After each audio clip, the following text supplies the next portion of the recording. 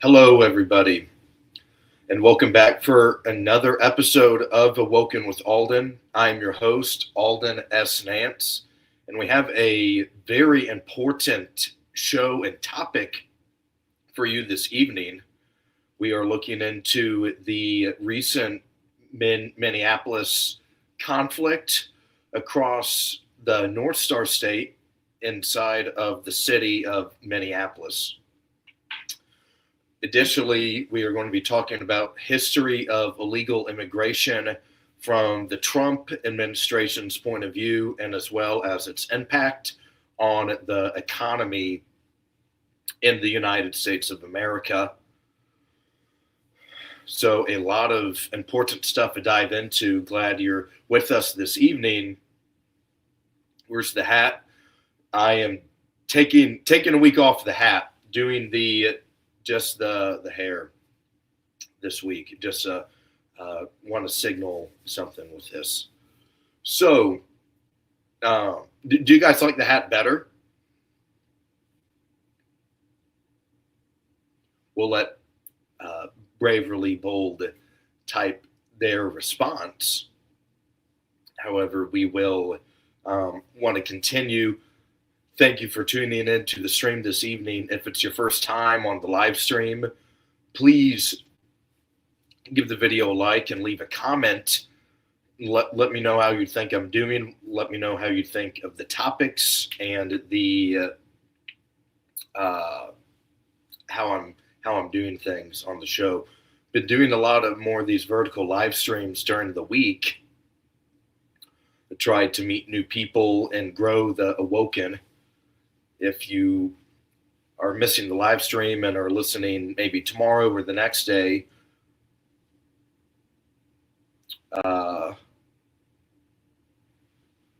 nothing typed out there.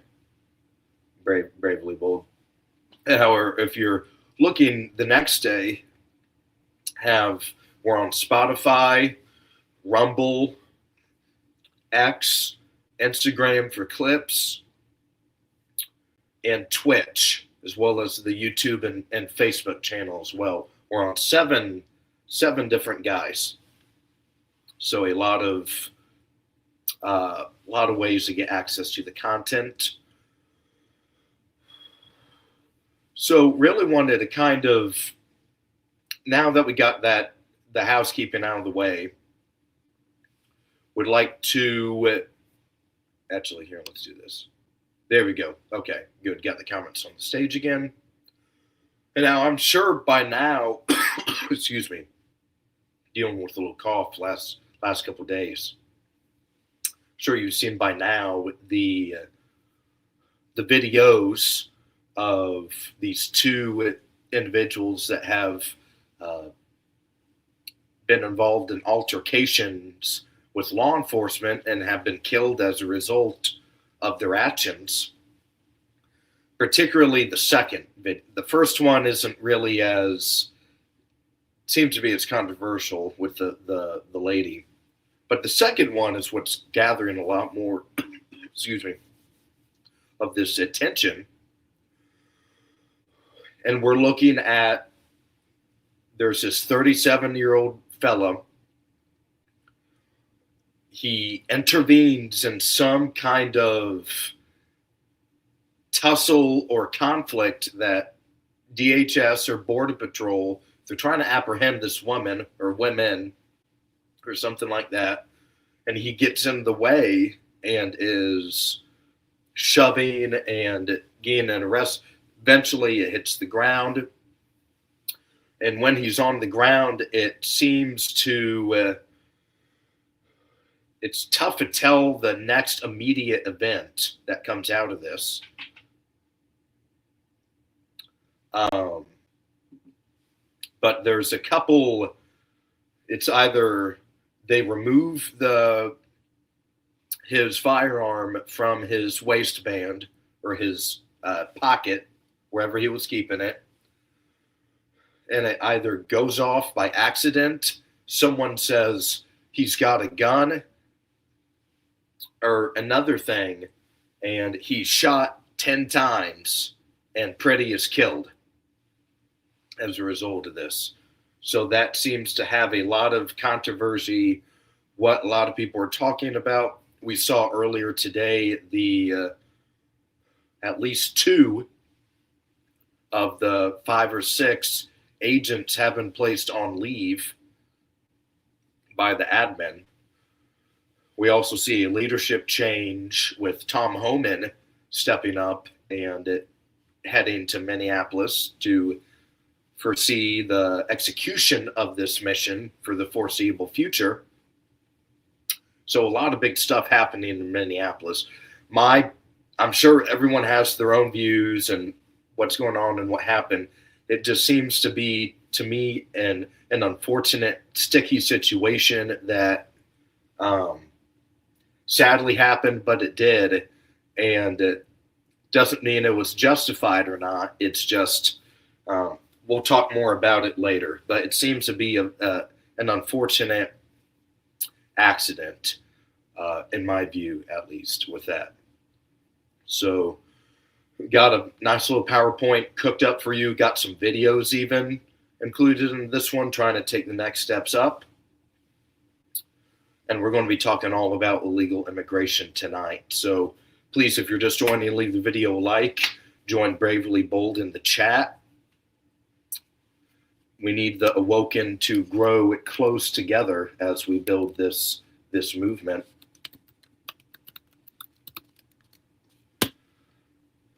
There we go. I kicked some things off as well. Okay, we're going to get the PowerPoint ready here. Yeah, this guy. Okay, wonderful.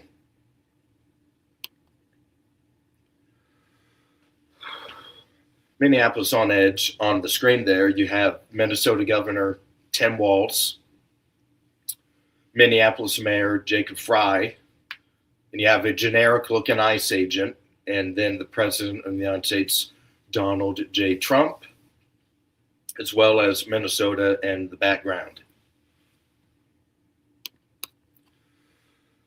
So let's take a step back and go down the golden escalator with the then TV mogul and reality star Donald J. Trump. First time getting into politics, we all remember it. The moment immigration took over the conversation in not just right-wing politics, but left-wing politics and all the politics in the United States. Used to be more the secondary issue. Now he brought it to the forefront. Building the wall was the core campaign promise of the Trump admin in 2016, and also ran on other strict immigration policies. And everybody more or less kind of followed his lead with this. We're talking about the media had to start reacting to it. Other politicians had to take stances on it, whether it was primary opponents or then former Secretary of State Hillary Clinton. The voting bloc, and we see when he won the election, the Reagan Democrats and the northern states, Wisconsin, Michigan, Pennsylvania, that came back for him off of this issue alone for the most part. I'm going to pull up a little video actually for you. Excuse me.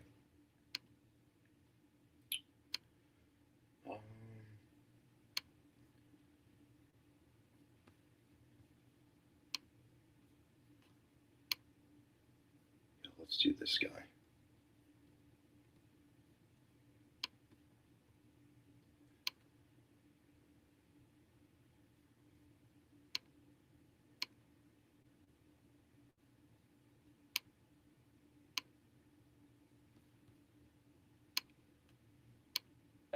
To share your proof with the American people.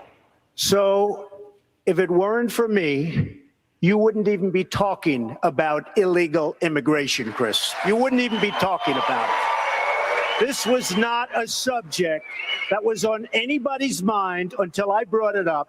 at my announcement, and I said Mexico is sending. Except the reporters, because they're a very dishonest lot, generally speaking, in the world of politics, they didn't cover my statement the way I said it. The fact is, since then, many killings, murders, crime, drugs pouring across the border, our money going out and the drugs coming in. And I said, we need to build a wall, and it has to be built quickly. And I don't mind having a big, beautiful door in that wall so that people can come into this country legally. But we need, Jeb, to build a wall. We need to keep illegals out. Right. So just a reminder of how he changed the conversation immediately, how people had not been discussing the issue. And sorry, goodness gracious, how people had not been discussing the issue, even on the right, and how he's able to make this play, again, bringing up the wall, bringing up the campaign announcement, really parlaying this move.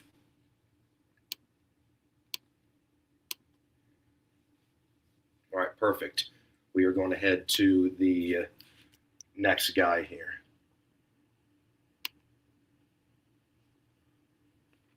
Wonderful. Okay.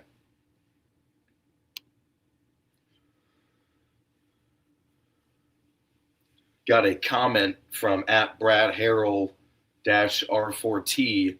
New video released today shows Pretty spitting on DHS vehicle, then kicking out the taillight, provoking a response by DHS. A couple weeks ago, he was not a peaceful protester. That's a good point. I did see, and we're going to watch that video as well later. But yes, something else is that Renee Good and Pretty, those aren't protesters. I'll explain that a little more later. But that's a great point, Brad Harold. Thank you. Why did the border wall matter? Is that it was wanting to restore this national sovereignty, this when you lock your door at night in your house, whether you live in the suburbs or the city, it's not that you hate everybody who isn't in your house. It's you want to protect your people. And without having that physical barrier, it was seen as a security lapse, weakness, especially for a big country like the United States, that we pride ourselves on being sovereign. We have our own elections. We have our own deal over here. And really, it's a litmus test on can we enforce our own laws. Even if you supported it or didn't support it, you had to take a side on it. That's what he did with the immigration issue. You had it, whether you were Elizabeth Warren or Hillary Clinton saying we will never build the wall, or the Republicans saying we need to build the wall, you were forced to take a side on it. He brought it to the forefront and attention. That's what he really wanted to nail down here.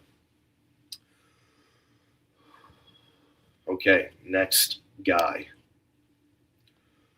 Now the president, he's elected with help of the Reagan Democrats in the 2016 election, kicks Hillary Clinton into political retirement.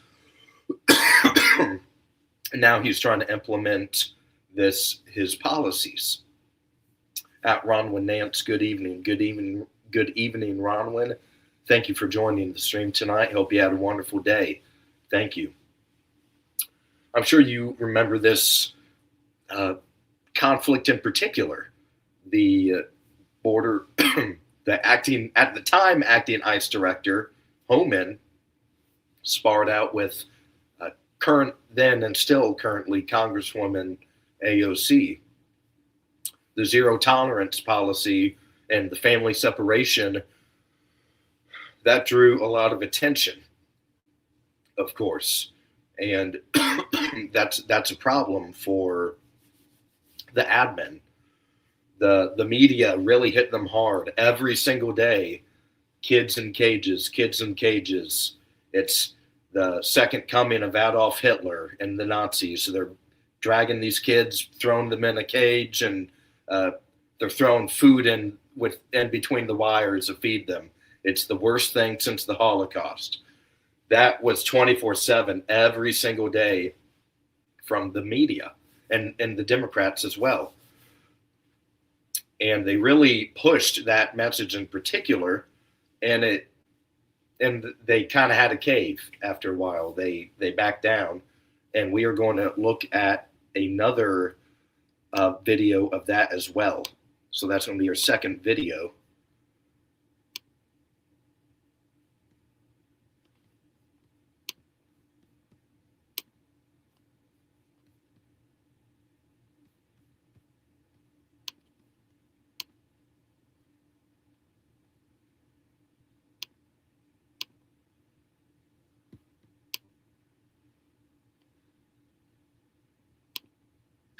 Mr. Holman, your name is on this. Is this correct? Yes, I signed that memo. So you are the author of the family separation I policy. am not the author of this memo. You're not the author, but you signed the memo. Yes, a zero tolerance memo. So you provided the official recommendation to Secretary Nielsen on for the United States to pursue family separation. I gave Secretary Nielsen numerous recommendations on how to secure the border and save lives. But it says here that you gave her numerous options, but the recommendation was option 3, family separation. What I'm saying, this is not the only paper where we've given the Secretary numerous options to secure the border and save lives. And so the recommendation of the many that you recommended family separation, I recommended zero tolerance. which includes family separation. The same as is with every U.S. citizen parent gets arrested when they're with a child. Zero tolerance was interpreted as the policy that separated children from their If I get arrested for DUI and I have a young child in the car, I'm going to be separated. When I was a police officer in New York and I arrested a father for domestic violence, I separated that father Mr. from his Holman, with family. all due respect, legal asylees are not charged with any crime. When you're in the country illegally, it's violation 8 United States Code 1325. Seeking asylum is legal. If you want to seek asylum and go through the port of entry, do it the legal way. The Attorney General of the United States has made that clear. Okay. Mr. Chair, the See, another example of this conflict that brewed right after the first Trump victory in 2016, heading into the midterms. Again, we're in that same year. We're in year 2 of the second term. About 9 months now from the midterms come November, and we already see with the Minneapolis stuff. It's the coverage every day. They're killing citizens. They're separating that 5-year-old from the parents, even though the father ran away and left the kid in the freezing cold, and mom wouldn't open the door. So you see, it's the same playbook that the media is using. And the and the Trump admin, they had to anticipate this. They had to know it was coming because it happened last time. You're going to lose people. The media, they're going to make it all emotional and get some people to freak out about it. You're going to lose the grandma that voted for you because you were pro-life. You're going to lose some people like that. That's just the reality of it. And again, just wanting to show that this is, oh my goodness, at ZCV, beautiful dude, great lips, incredible profile, awesome voice. I appreciate the compliment. Thank you. You have these high profile confrontations continue, and they're still continuing today. The optics of it almost matter more than results, how the issue is framed. Let's do a little bit. We hear about sanctuary cities all the time, right? Generally, you might have a perspective on them if they're good or bad. And I just kind of want to lay out the facts of what they are, right? I'm not going to be unfair with the analysis here. I'm just going to flat out say what they are. And here's an example. Let's say an illegal alien is arrested in Chicago for whatever, stealing or any other crime. They're arrested. And ICE calls the local jail, the Cook County jail or whatever, says, hey, we see you have this patient, or not patient, this prisoner. We're inquiring about their immigration status. Under the sanctuary policies, they can deny information about the immigration status, or if the ICE has high suspicion that they are illegal, they can let them go before ICE gets there to collect and properly arrest the illegal immigrant. So it's almost a shield, and they shield illegals at times. They and again, these cities will provide city IDs, medical care. Illegal aliens use the emergency room as the waiting room, like in a doctor's office, because they have to get, the Obamacare thing, everyone has to get treated. So that tab starts to run up high.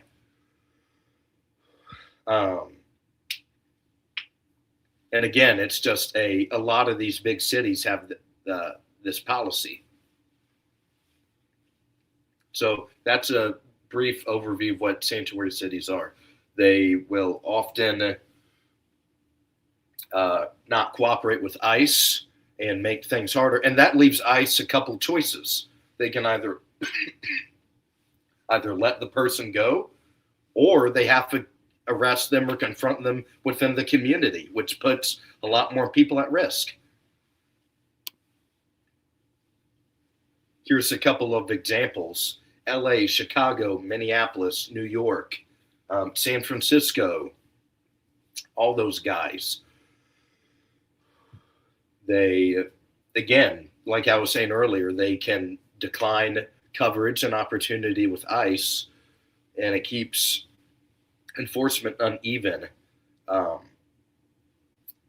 really, it's a lapse of communication. It causes a lot of problems at times. And we've seen in Minneapolis and Chicago last couple weeks, these protesters, which they're really far left wing agitators. That's not a protest. As Brad mentioned earlier, it's not a peaceful protest. It's these highly organized groups committing vandalism against hotels where ICE is suspected of staying, or where they're sleeping, or where they're eating. The restaurants where they're eating. And local law enforcement from the governors have been told not to help them. We saw there was the two ICE agents in the restaurant last week. They had to board up the restaurant or they were going to get killed. They couldn't leave, and no one would come and help them. Local law enforcement was instructed to not help, to not intervene. Over 1,000 tickets canceled for World Cup because soccer fans are too scared to visit. ICE plans to be present at World Cup and Olympics. Now we're going to jump in the timeline a little bit. Let's head to the Biden era. Joe Biden swoops in as president after the 2020 election. It's his turn to get a crack at it. Well, we all know what happened with that. Right after COVID, the border wide open, almost like, I don't even want to say it, but just completely wide open. There's no restriction. There's very little enforcement at all. Around 10 million illegal immigrants enter the country within those 4 years, about 2.5 each year. Excuse me, 2.5 million. the Republicans pounce on this issue. Trump does in 24, but we just kind of have to eat it for the 4 years under Biden. Rather than trying to fix the system or care about it, the administration completely ignored it at all times. We saw the Secretary of DHS, Mayorkas, was impeached over it in the Republican-controlled House, and early to mid 2024, I believe it was. That's when I was still in the Senate. I actually went to go watch in the Senate the gallery. I wanted to go check things out. That was really interesting and historic, because I believe he was the first cabinet member impeached in a long time. We got at Jeff Anger 017. Why do I only see you losers constantly whine about immigration and kicking illegals out, but never ever talking about a solution to make it easier to become legal? Stay till the end of the presentation. I have an idea that nobody has ever proposed before, actually. So that's my quick pitch to you, Jeff. Where does illegal immigration come from? A lot of it comes through the southern border. However, we know there's visa overstays, northern border, boats on the coast. There's other ways to do it.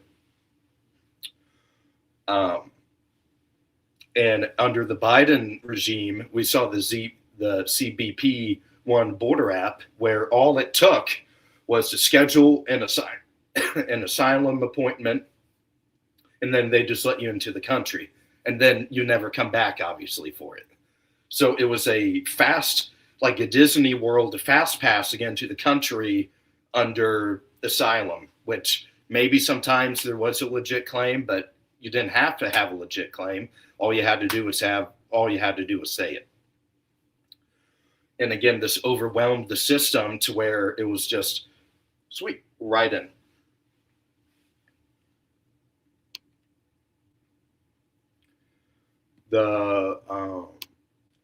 You're actually, and we're going to show you here. Let's go to the next video. Let's just look at the Rio Grande under the Biden regime with this app and policies.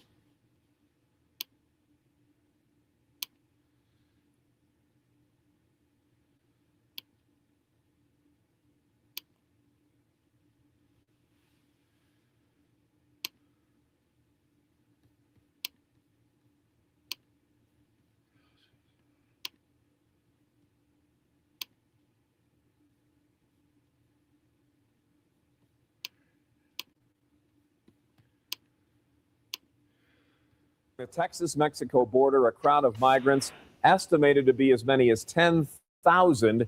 More than a third of the population of Del Rio, Texas, is gathered under the international bridge leading into that city, with more expected to travel there through the weekend. NBC's Jay Gray reports. The images, like the situation in South Texas, overwhelming. This is unprecedented. This is beyond surreal. This is affecting everybody in this community. At last count, more than 12,000 migrants, most from Haiti, gathering under the international bridge between Del Rio and Ciudad Acuña, Mexico. The Border Patrol and the DPS are doing their work, but they need more help. Officials now scrambling to bring in reinforcements from across the country, with the crowd here expected to grow significantly through the weekend. The crisis comes with illegal border crossings already at a 20-year high. Republicans blaming the White House. This is lawless, and it is inviting suffering. This needs to end. Homeland Security teams are rapidly expelling almost all single adults and some families under emergency authority enacted due to the COVID pandemic. In this case, we have the authority to expel individuals under the laws that the Centers for Disease Control have. But right now, the Mexican government is refusing to allow Haitians back into their country. This situation in the border is an emergency. It doesn't matter what political party you are from. With the crowd under this bridge and tensions growing. Jay Gray, NBC News. Switch to TurboTax. Pause. Tremendous. So again, that's just a quick, we're talking about hundreds of thousands in a very short amount of time entering the country. No stable society or any society can keep up with that. It's too many people too quickly. Sorry. Let's go back to this app, though, however.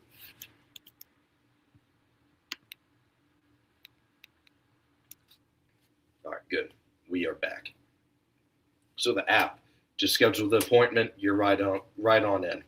It's like that very, I'm sure you've seen the meme of looks like an amusement park or a sporting event, and there's a big heavy guy that trying to feel for objects in your pants or shirt, and he just kind of lets you, doesn't even touch you, just is moving, going through the motions. That's what the border was during the Biden regime.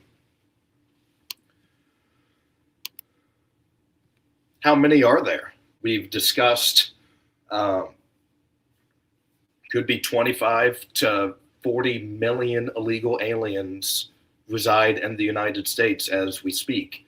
A very, talking, the state of Indiana, I believe, is 6.5 million people live in the state. So we're talking about, if it's the low end 25 million, that's 3 Indianas of people who don't have the moral or legal authority to be in the country right now. That's just at the low end.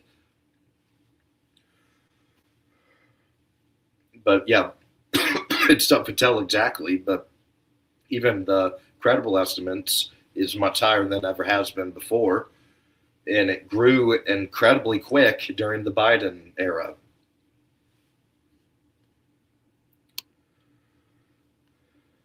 Now let's go into how it impacts everybody. We've seen the value of the dollar recently. Since 2020, the value of the dollar has lost, I believe, 25% of its purchasing power in the past 4 or 5 years. And that's made the prices of homes very expensive, car payments, credit card debt. Just the dollar, it's not going as far as it used to anymore, and it's not holding. And these big companies, and it's not all. Something else I do want to get through the presentation tonight in my monologue is it's not only the fact that there are the illegals here.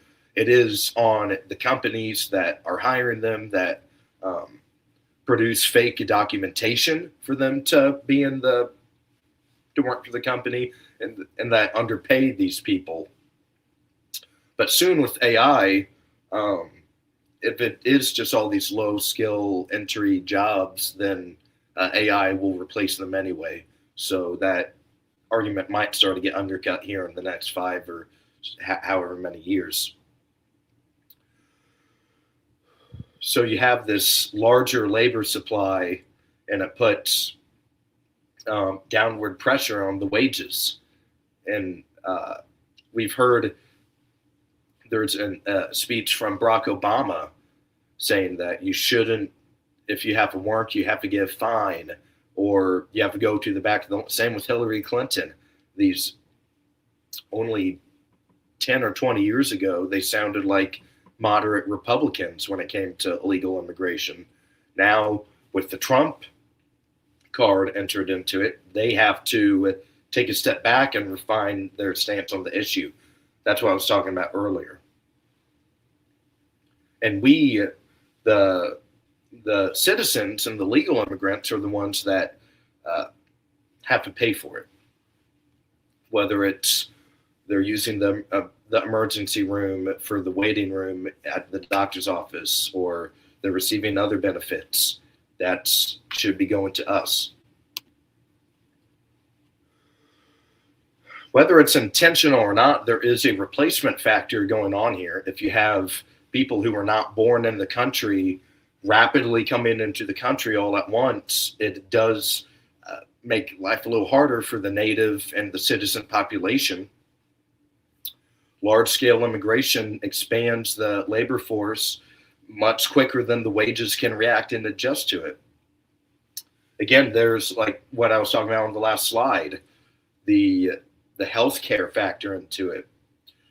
I had to go to the ER a couple years ago, and I had to wait like 8 or 9 or 10 hours to see somebody. It was ridiculous. And who was I waiting with in there? Younger and the lower wage Americans they're the ones that are getting the short end of the stick when it comes to this. It's harder for housing. If you have, let's just go with the 10 million under the last 4 years, or the 5 years under Biden. You have a population, and then the denominator increases by 10 million people. Not all those illegals are sleeping under the highway or whatever. They're living in homes. They're utilizing utilities, other services, sometimes getting housing assistance. So they have to live somewhere.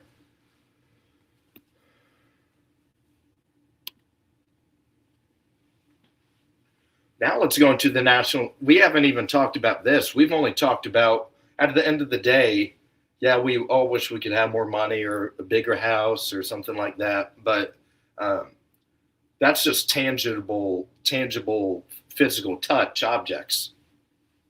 There is a safety concern with crime with illegal immigrants, violent crime.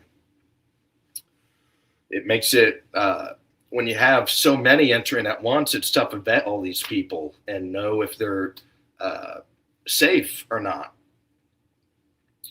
And it's tougher to enforce going undetected at a lot of times. And some of these individuals, like you hear AOC and the video earlier talking about family separation. Well, what about Lincoln Riley's family? That family's now permanently separated forever because she was brutally killed by an illegal immigrant. Same with the numerous other victims of crimes by illegal immigrants. That family is separated permanently and there's never a chance that can be reunified. And it was their birthright and their right as citizens to have a great life in America. Now it's cut short because of someone who had no moral right or legal right to be in the country, caused that to them.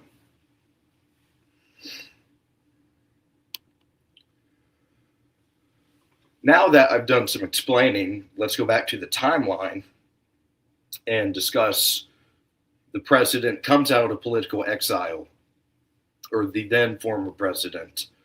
The Democrats look pretty weak. Joe Biden, he's in rough shape, right? The then Vice President Harris isn't really seen as particularly strong. And she's way too heavily tied to Biden to really break free. So their goose was cooked anyway. So the president comes back, wins back those Reagan Democrats off immigration, flips Nevada even to expand to the Electoral College victory. And after 4 years of seeing videos like at the Rio Grande that I showed you a couple of minutes ago, they've had enough. The population has had enough. The president wins the popular vote for the first time in 3 tries as well. Wins historic numbers of Hispanics and Latinos and Black voters and young voters. A very broad coalition, actually, for a GOP candidate. It was seen as, the public viewed it as, the Dems were just incredibly incompetent with the issue, that they didn't even care that the country was being flooded. And the president ran on the calling card to, hey, I'm going to get this under control. Let's try that.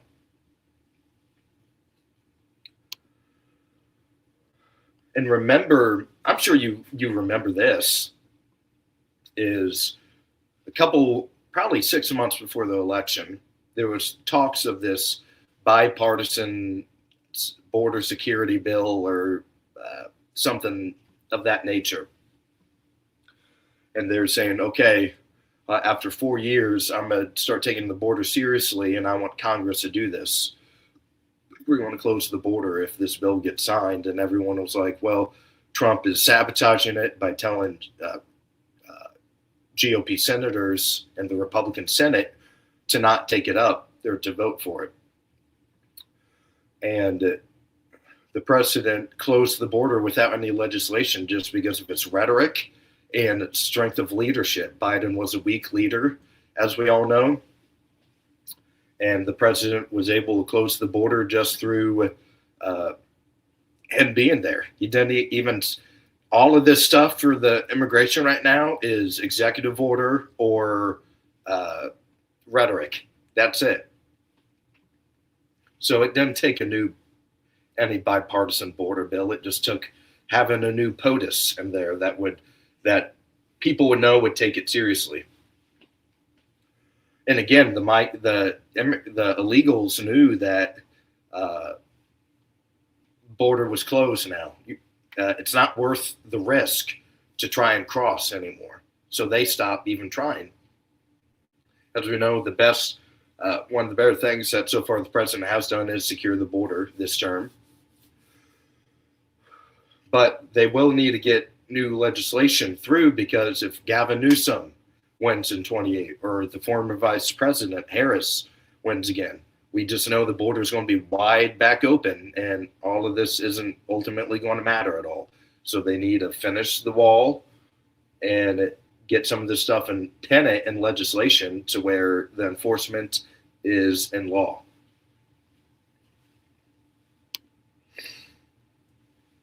Let's get back on the timeline. Let's go just to a couple months ago. And we're talking about federal, probably last May, late May to June, is in Los Angeles. Trump admin coming in, start doing some raids in Los Angeles. And I'm sure you saw setting cars on fire, waving Mexican flags. Anything like that was done, and throwing objects at ICE agents and other federal law enforcement, being disruptive. Now let's go to Chicago around Halloween in 2025. Throwing bricks, boxing in ICE cars, using their vehicles as a weapon to surround ICE. And again, the local law enforcement is told not to help once again. And these activist networks just view it as more authoritarian than enforcement or administrative. And the state and federal leadership clashes.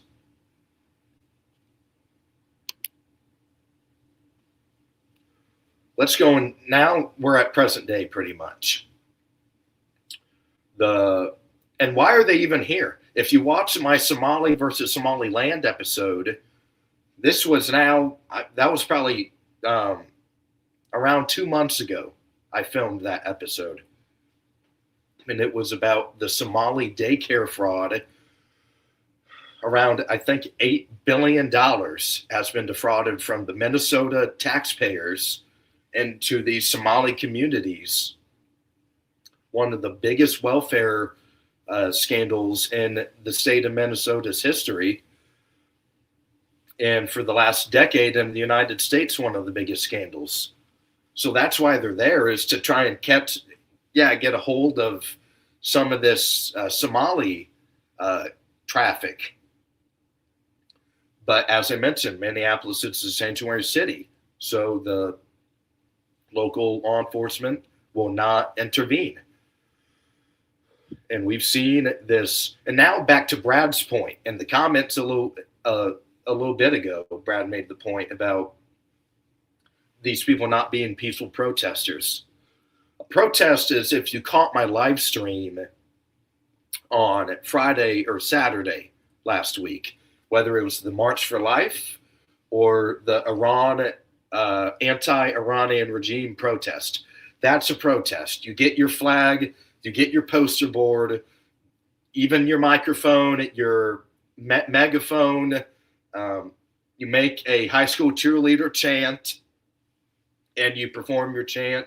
You wave your flag. You move your poster. You go in front of the Iranian embassy, or for the March for Life, it ended at the Supreme Court. You go in front of a building that maybe signals importance to it or to your cause, and you do it there. And you can promote it online, encourage other people to join you. You have your permit, everything's safe.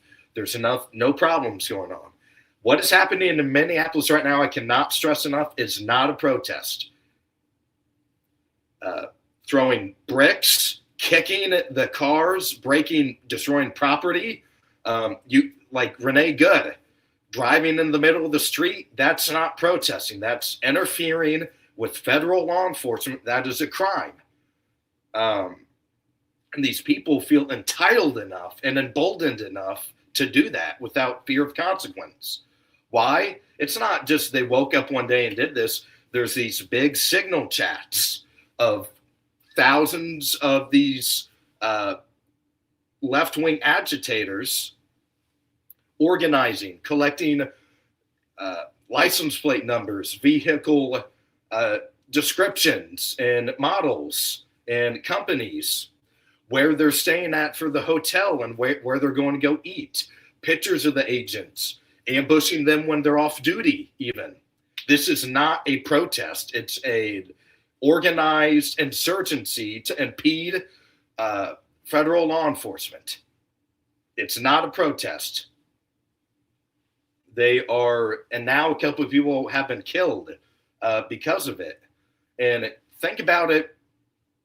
I already kind of discussed each case with Renee Good. You're using your vehicle as a weapon. And unfortunately for her, the person or the agent that she hit had been dragged 300 feet earlier, or like the year prior. So he wasn't about to play that twice. He knows what happens. So she's now dead. Let's go into Pretty. Like I mentioned, and we'll look at the video Brad mentioned, but the fact that he had a gun is not justification for his death at all. That's legally, that's fine. I saw that White House say that him having a gun was a thing. The thing that he did was illegal was by interfering in the scuffle. That's not a real comment. But again, the thing he did that was illegal was injecting himself into that confrontation. Nobody asked him to do that. That's his problem. If you're driving down the highway and someone's pulled over and you get out and you try and interfere with that traffic stop, there's going to be problems. This is no different than that. So here's the insurgency feels emboldened. They're going to keep trying. Let's go to let's go to here. Let's see what the next, get one sec. Yeah, so here, let's go to the next video, actually.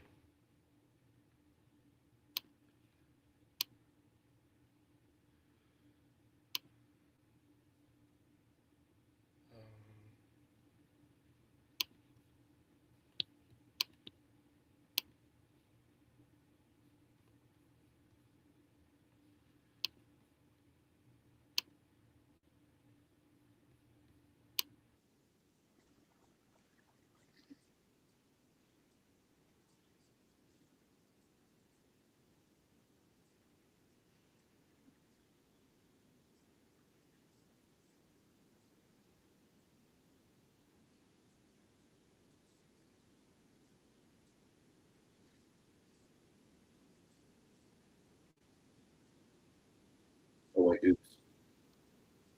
Side of the building. The state says federal agents then deployed chemical irritants to clear out that group that was there. We're going to go back. I was watching on my screen and didn't realize it wasn't on this. Law enforcement outside of a hotel believed to house ICE agents. Chinu Her is in our live center with what we have learned at this point. Good morning. Yeah, good morning, Tom and Kelly. We know the Minnesota Department of Public Safety says the State Patrol, DNR, and Minneapolis police were called to the Home 2 Suites Hotel. That's on University Avenue in Dinkytown last night. Officials say a small group of protesters had broken a few windows and graffitied anti-ICE messages on the side of the building. The state says federal agents then deployed chemical irritants to clear out that group that was there. This hotel is one of many that's been targeted over the last few weeks by protesters, believing it to be where ICE agents are staying during Operation Metro Surge. Now, when our cameras got out there, we did spot a few broken windows, which have now been boarded up. It is important to note that the overwhelming majority of protests and demonstrations that we've seen across the Twin Cities in the last few weeks have been peaceful. So we'll continue to just follow some of these demonstrations throughout the area as we see more and more of them pop up around us, guys. Right. Okay, wonderful. Okay, let's get this guy out of here and put the slides back on. Okay, got a couple comments at Chucky P67. Excellent points, Mr. Nance. Always a great analysis. Thank you very much. You were at ZCV. You were out in the cold. Need to make some lemon ginger tea with honey. Get some rest and recharge after a live show. Absolutely. I need the weather is pretty cold here. Been outside a little bit the last couple of days. And then at Chucky P67, 2 American flag emojis. Thank you very much for the patriotism. We're going to keep this show going. So as I just mentioned there, independent reporting from independent journalist Cam Higbee indicates that these encrypted signal chats are being used by activists to set up databases for license plates, description of ICE, what ICE agents are looking like, facial features, vehicle makeup, license plates, lodging locations, and eating establishments. And that's why they have these whistles and bells and other noisemakers. Is the second that one of these, either ICE or the vehicle is spotted, is to alert everybody to, all right, now we're going over here. We got to go to 6 and Alden Avenue to box in this ICE car, and we're going to have somebody drive on the northbound lane and park perpendicular or whatever and block the exit. So that way we force them to get out, and now we can throw objects at them or make it that much harder to arrest some of these people that they're trying to arrest. And that's the deal there. It's not a protest. If you've ever been out protesting before, I doubt it was this level of planning for it. There was probably one message from the leader that said, be at the park at, right, that's a great comment at Chucky P67, the Mike Walt Signal Gate. That's why I'm going at Signal, because it should be Signal Gate again. But the points I was making about, hey, let's meet at the park at 9 a.m., bring your poster, bring some water, we'll have snacks, and we're going to be done at 1 o'clock. Bring your noisemaker, we'll get lunch after. Hello at Beth B4J8Z. So a lot of, you kind of see what I'm starting to get at, right? And we'll look into Mr. Higbee's reporting after Pretty's death. We saw that Bovino was kind of tossed, more or less, He was the border patrol fellow. And big boy Tom Homan's coming into town. And the reassignment came amid all this intense political pressure and scrutiny from the media. So the admin kind of had to pivot. And the thing is, they can't give up, though. So we're going to see, the admin knows there are some optics lacking here. They need to do something to go along with that, to try and change things up, because the Republicans can win the dialogue on immigration as long as the topics are not about deaths of citizens or stuff like that, and it needs to be about deporting illegal aliens that like separate families instead. The president has on the phone a couple of Truth Socials last couple of days, on the phone with the governor and the mayor of Minneapolis with constructive phone calls. We saw last night, I believe, local law enforcement is now helping ICE. They helped clear a hotel or something like that yesterday. Today's the 28th. And so they're trying to, again, it's another shift of the optics to go along with this.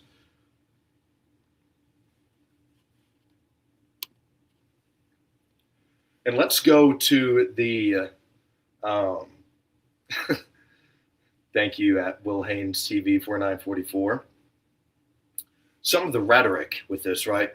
There's all of this media scrutiny on the admin. And what has actually happened with it? Let's be honest. Right now, we're looking at 300 to 600,000 deportations. You'd think it would be a lot more than that, with how much the media is covering this and with how evil they're trying to make it out to be. But really, in the grand scheme of things, it's not even making that much of a dent in the number that arrived under Joe Biden. So they're going to have to think of some strategy they don't have to like scrap the mass deportations, but maybe for the time being, try to make some changes with that. Because if you're not actually able to have productive results, then it's going to be harder to justify as well. And it's only going to increase more media scrutiny and pressure. Let's go to the reality on the ground. Is that we're told that all of this cheap labor and stuff like that. Yeah, good point, Will Haynes TV.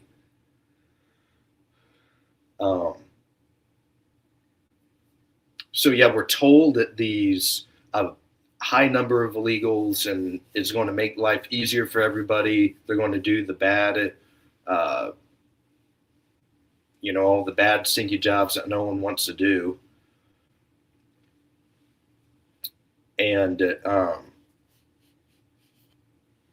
home prices are higher than ever. Rent continues to skyrocket. Groceries. So all of this, the illegal immigrants in the farm working has not materialized into saved costs for the consumer. It just hasn't.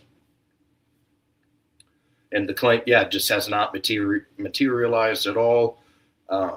And housing is, young people it's just really seeming increasingly difficult at the moment.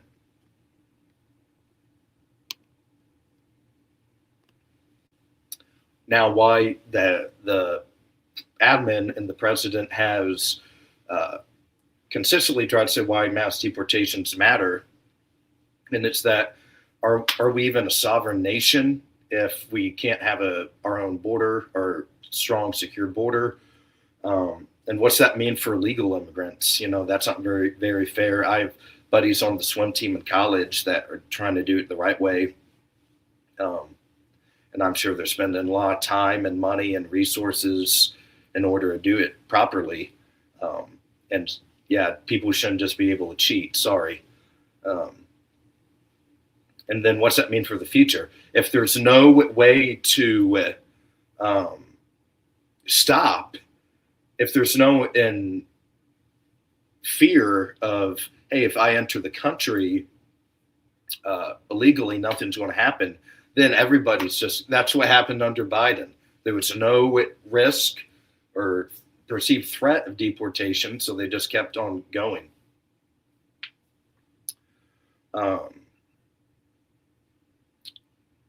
yeah, it just has to, and back to the, if the admin quits mass deportations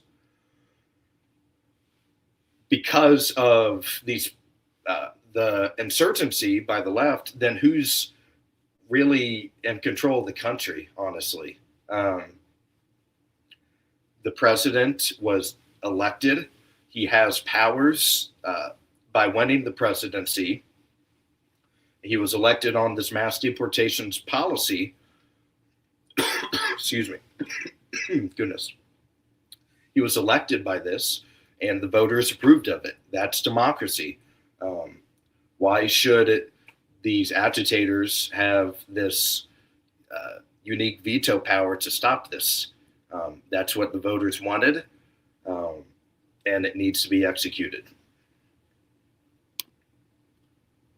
Young people in particular, wages right now are, as I mentioned earlier, they're not keeping up at all. The demand rises faster than supply for the young people. As I mentioned, everyone has to live somewhere. And if you have all these people coming in with no vetting or safety guards or guardrails, then it's just going to increase the denominator of number of houses. And if it gets harder to get a home, then it gets harder to get married, and that makes it harder to get kids. So it's a national security threat in the sense that if the native population cannot reproduce and have successful lives, then, working a job isn't the only fun thing about life. People want to achieve these things, and it's feeling very difficult right now for them. So here's something that the Trump admin could implement right now, actually. And it's an idea that I thought of the other day when I was preparing for this. For every 10,000 illegal immigrants deported, one legal immigrant can come in, right? Kind of like in dodgeball in gym class. When your teammate catches the ball, someone on your bench gets a rush back in. Well, in this case, it's going to be every 10,000 illegal immigrants for one legal entry. Because right now, the claims that all of this labor would help make stuff cheaper is not materializing. We've already exposed that. And we should not have to compete with these people. Sorry. It's America first. American citizens need to come first. And a result-based benchmark will restore credibility, and other legal immigrants would support it. Say, hey, it would get citizens and legal immigrants on board, as well as it wouldn't even take legislation. They could do this tomorrow. They could make an infographic and make this the new policy, right? You don't have to make this law. So that's my personal suggestion for how to deal with this at the moment. Doesn't have to be like this forever, but at least for the rest of the term, make it that way. Okay, so now we are going to, let's go back, we're going to go Twitter.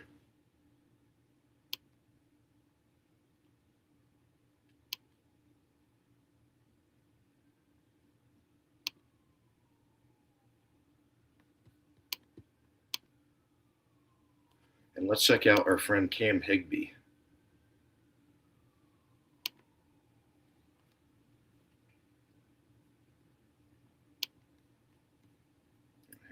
Actually, get rid of that one. It's my fault.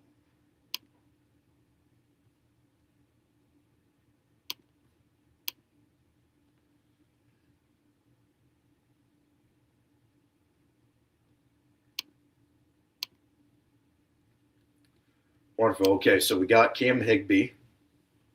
And here's the signal gate. Here's all of the individuals that are in this chat. Like, it's a 30-second video.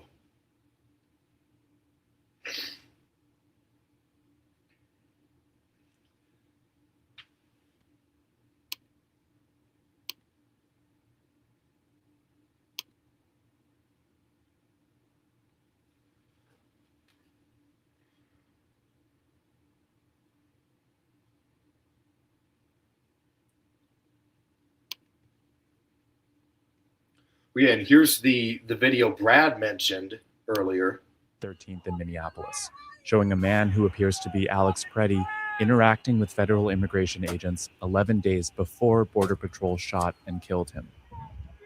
Our footage was analyzed by the BBC, whose facial recognition technology confirmed his identity to a 97% degree of accuracy. On the morning of January 13th, our team received a tip that federal agents were blocking a street at the corner of East 36 and Park Avenue in Minneapolis. We arrived around 10:15 a.m. We saw observers shouting at the agents as they walked back to their vehicles. When they started driving away, the man kicked their taillight. An agent then got out of the vehicle, grabbed him, and pushed him to the ground.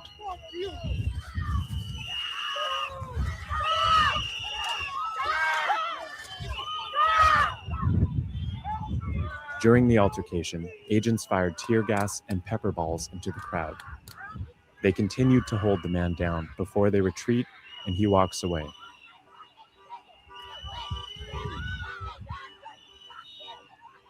The man in our footage is wearing a similar outfit to what Preddy was wearing on the day he was killed. Like a rabid What animal. appears to be a gun is also visible above his waistband.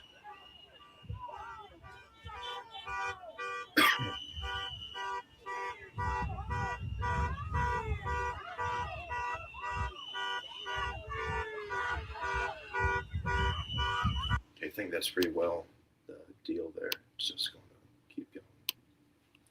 But yeah, so we're looking at examples like that.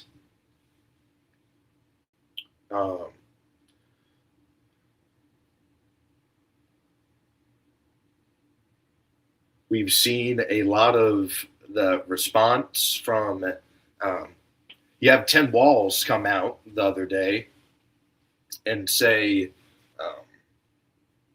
comparing it to Anne Frank and the Holocaust. So you see the what the elected officials are trying to stoke with this is that this is so bad that you need to hide in your attic for over a year, and they're going to come take you and send you to a death camp. That's what they're trying to make ICE out to be. And why? It's just to rattle people up and scare them. That video we just saw, that's not a protest. The kicking in property is not. And I guess I'll respond to Jeff. That was more of an example of a protest. Not all of them will go all day. And it depends on the size. The one I was referencing was after George Floyd, the death of George Floyd in my home community. I didn't attend it, but there was a semi-small demonstration for him. So it's not every single, it's not a one-size-fits-all thing.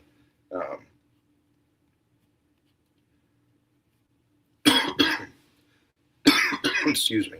So, and we got at RDD42, 10K to 1. I feel like the ICE quota is already the problem, makes them have to harass everyone in public. Yeah, like it's not the easiest thing, but that's just with sanctuary cities as well. Excuse me. And let's keep looking at our friend Cam. Just to give you a couple more examples of this, of these crazy signal chats. Let's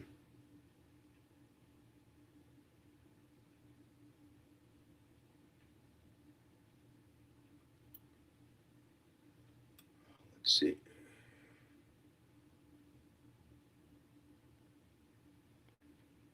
Yeah, and the FBI has launched an investigation into it.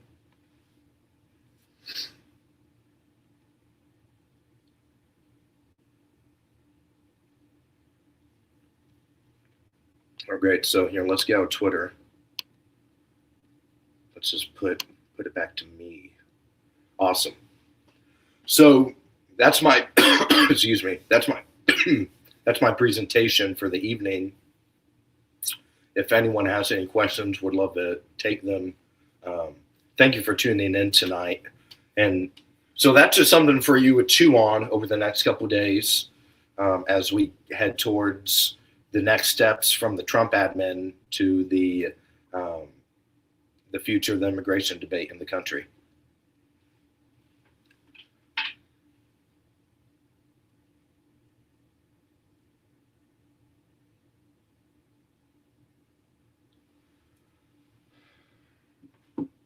But do appreciate the pushback and the claims maybe against me or my ideas as well. Unsure what we're going to be talking about next week. We'll keep you in the loop for that. We believe there's a primary election in New Jersey coming up soon for Mikey Sherrill's seat. Or old House seat when she got elected governor of New Jersey. I believe that Democratic primary is coming up soon, so we'll probably live stream that if it seems to be a competitive race. But I don't believe most of the primaries don't start till closer to middle of March and early April, I believe. So we're still a little bit out for primary season. They'll head through the summer at a steady stream as well.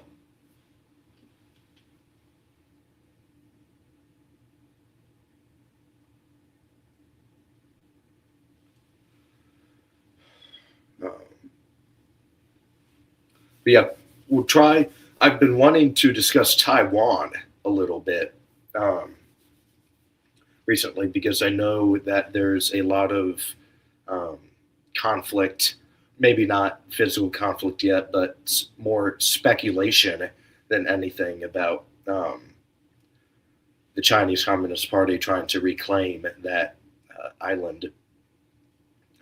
They released a white paper with their intentions of having the land by 2027, again, or at least being prepared to seize it back by then. So might do Taiwan next week. We'll see. We'll keep you in the loop for it though.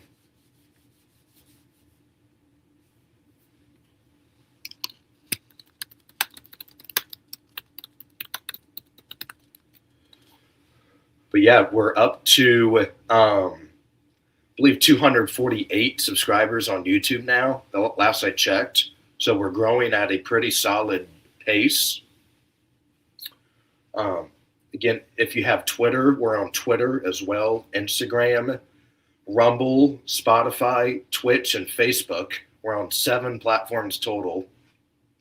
I upload everything either the night of or the next morning at the latest of all my Wednesday shows. I'm going to put some of the vertical streams as well on up there as well, starting shortly.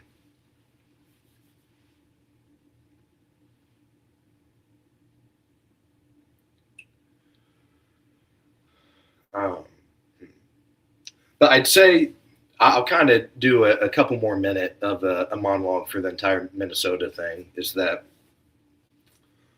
we're at and seems like an inflection point that both sides, even if you look last night, I was on Rumble just kind of scrolling around. And the protesters are taking a victory lap because the DHS, the Border Patrol guy, was tossed from operating in the city, and they see it as a victory. So it's a constant pressure from them. That's what they have to remember, the Trump admin and these ICE agents. And but again, why they're there in the first place is this major fraud of the Somali daycares uncovered by Nick Shirley. Around $8 billion worth of fraud. That's an insane amount of money from the taxpayers. It's caused Tim Walz to not seek re-election anymore. Caused him to end his campaign. So we're talking about a huge political wins in the North Star state. I've heard Amy Klobuchar is thinking about running for governor. Actually, they're not going to run her for Senate anymore and run her for gov instead. And I think the Republicans right now are going with Mike Lindell, the MyPillow individual, as their candidate, but maybe a couple others will run in the primary. But right now I know Lindell is the guy.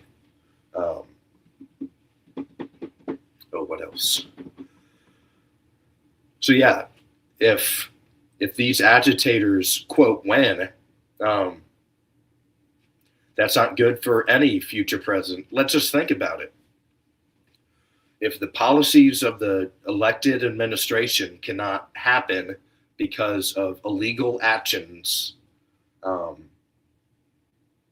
by people, then any future president could run into this risk.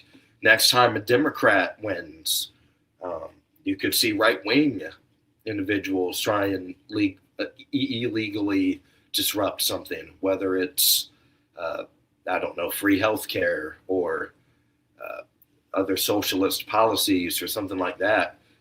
They could try and go against it because, excuse me for that. So there's a long-term risk. Illegals. At Nicholas Alexander 940 comments, illegals. Absolutely. Yeah, so if these illegals cannot be deported, what's that say about the justice system in the country? Honestly. So it seems to be an inflection point. It just can't back down. It can change tactics, change motives, sure.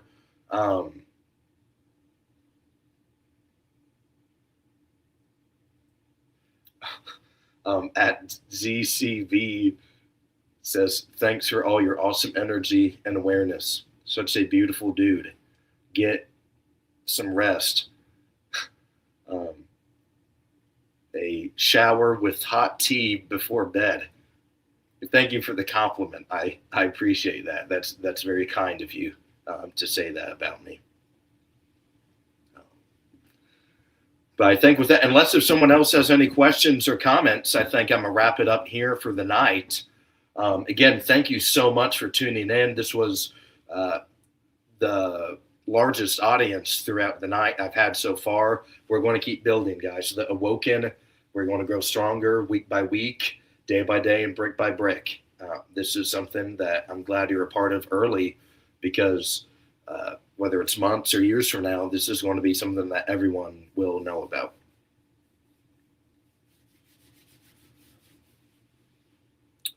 Righty, so in the next couple of days, you'll hear me maybe throw out some topics. Some people this morning on the vertical stream were talking about doing a Twitter space after. Once we get more people, we can start doing Twitter spaces after the Wednesday show. Absolutely. At Nicholas Alexander 940, great show. At Ron Winant tonight. All right, everybody. You have been awoken with Aulden. All right, much love, everybody. Good night. We'll see you soon, okay?